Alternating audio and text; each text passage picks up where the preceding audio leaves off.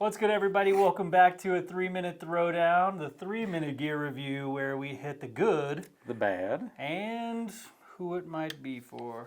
I'm Lincoln. I'm Taylor, and this is Winston. And today we are doing our spotlight on the Redington EDC, the Everyday Carry.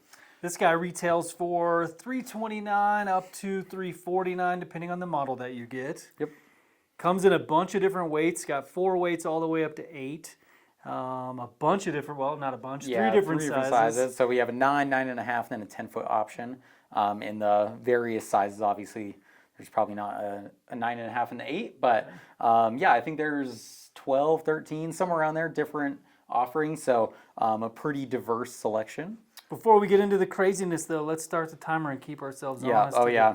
3 minutes of 3 minutes of yapping. Of rambling. We fished this a couple of different times together. So I fished at Stillwater alone, but I fished it with you on 2 different rivers. Yep.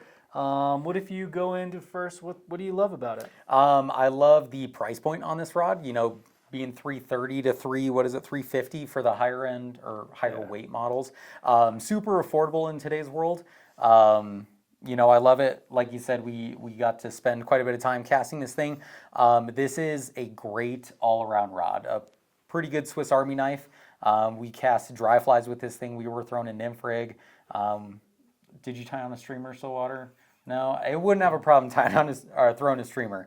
It's a fast action rod, but it is still delicate enough to throw dry fly. So I think if you pair it with the right line, it'll do anything you want for you.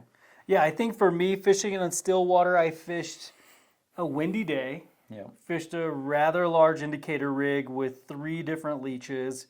So I was kind of pushing it a little bit, I think. In the wind, it didn't do as well. It didn't roll cast as well as it did with you. On the river, On the river. But I think, like you said, I love the price point. I love the color. I love that it has the little measurement thing on there so you can see how big your fish is. Like, that's super cool to have. I think this rod is for all of us because we could all have an affordable rod in our truck at any time where you could stop and fish. Yep. The other thing that I really like it for is I would get this rod for my kiddo. She's been fishing for a couple of years now. She loves fly fishing. She's 11, so she's not the best with being, safe with stuff.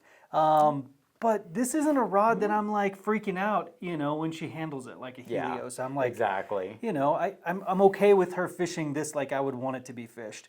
It's the perfect second all around, have it in your truck, do it every day, carry Swiss Army knife like you said. Yeah, definitely agree. I think the one negative about it is it doesn't really feel like $1,000 rod, but I guess you're not really expecting that from it. So, it's not as nice looking as a Scott or a Sage or something like that.